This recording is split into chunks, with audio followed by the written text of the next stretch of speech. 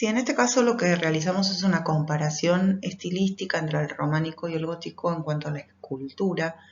Lo que primero debemos entender es que tienen muchas semejanzas, que son las que les documenté ahí y se las voy a explicar ahora. En principio, en los dos casos, la escultura va a depender de la arquitectura, va a estar absolutamente ligada a esa manifestación y vamos a poder encontrar escultura en los capiteles de las columnas y de los pilares, en los canecillos que aparecen en las partes exteriores cercanas a los techos de las iglesias y en los portales, específicamente en un lugar que se llama tímpano y que es el arco que está por encima de las puertas de acceso.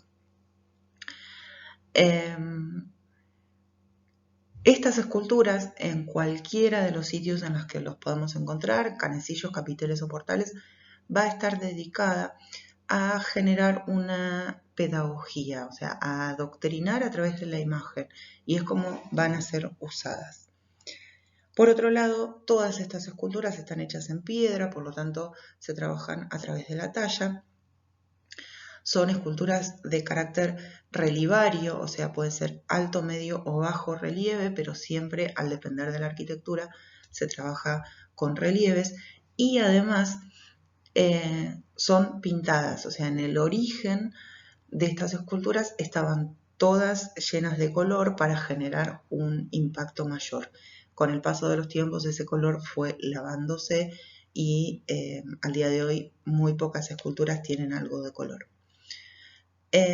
Por otro lado, lo van a ver en las imágenes que siguen, alrededor de los arcos del tímpano o rodeando el arco aparece lo que nosotros llamamos arquivoltas, que son unas especies de molduras que en un principio durante el románico son lisas o se dejan lisas y a medida que van avanzando los estilos empiezan a decorarse.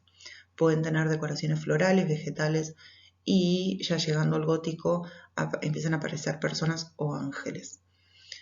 Por otro lado, en el sector de la puerta, propiamente dicha, debajo del dintel y del tímpano, va a aparecer una pequeña columna que divide las puertas, que se llama parte luz, y que también va a ir incorporando escultura, y a los laterales de la puerta de acceso aparecen unas columnas que también son de relieve, que se van a ir decorando. Tanto el parte luz como las jambas, que son esas columnas a los laterales de la puerta, por lo general tienen escultura de personas. Puede aparecer la Virgen, puede aparecer Cristo, pueden aparecer santos o ya a finales del gótico empiezan a aparecer reyes y burgueses que son los que pagaban para aparecer ahí.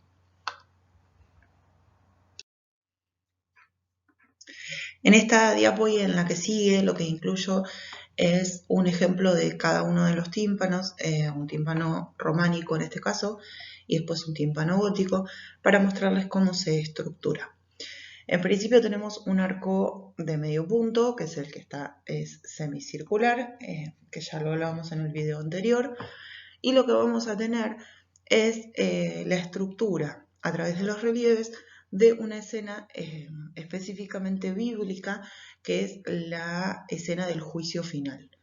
Para el católico o para el cristiano creyente, lo que sucede o lo que se plantea en ese momento es que Dios o Jesús va a volver a la tierra a juzgar a los vivos y a los muertos, y dependiendo de la vida de cada uno de los fieles, de lo que haya hecho en la vida, va a ir al paraíso o va a ir al infierno. Eso es simbólicamente lo que se está trabajando.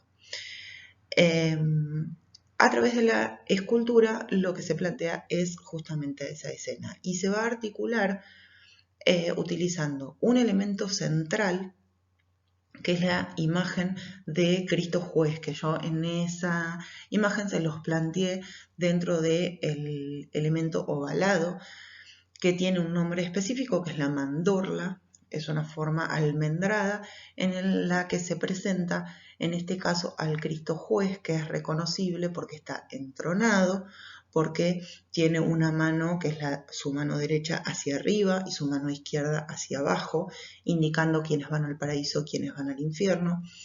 Y además, a partir de ese elemento, se divide simétricamente hacia la derecha de Cristo, o sea, a nuestra izquierda, tenemos presentados todos los personajes que están en el paraíso.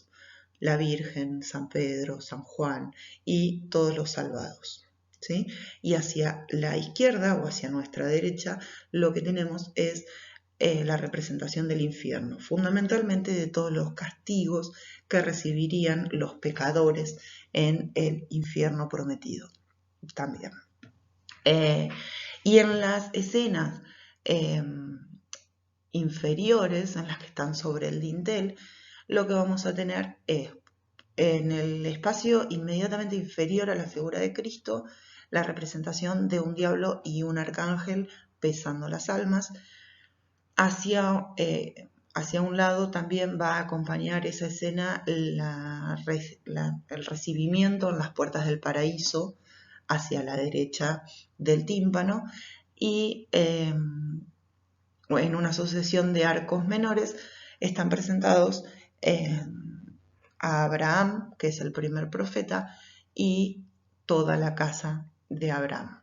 Y hacia la izquierda del tímpano tenemos el ingreso al infierno, que se produce a través de las fauces del Leviatán, que es un monstruo infernal, y ahí se da también el ingreso a ese sector.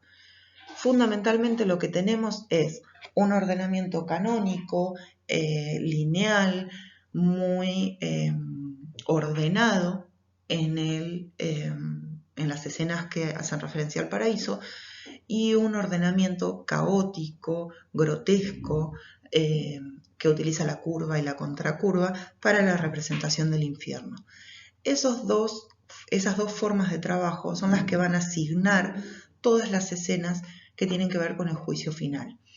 Y esta escena es una de las más representadas en los tímpanos románicos, porque justamente en esta idea de adoctrinar a través de la imagen, lo que se busca hacer es generar la idea del ascetismo, del pedido de perdón permanente por los pecados de los fieles. Por lo tanto, estas escenas van a estar como signando todas las iglesias románicas, o la mayoría de las iglesias románicas. En el caso de los tímpanos góticos, no es que la escena del juicio final se deja de representar, se va a seguir representando con una estética distinta, pero la escena va a seguir estando. Pero lo nuevo dentro de estas representaciones es la aparición y la dedicación de tímpanos y portales a la Virgen. ¿Por qué? Porque hay un cambio teológico desde el románico hacia el gótico, y es que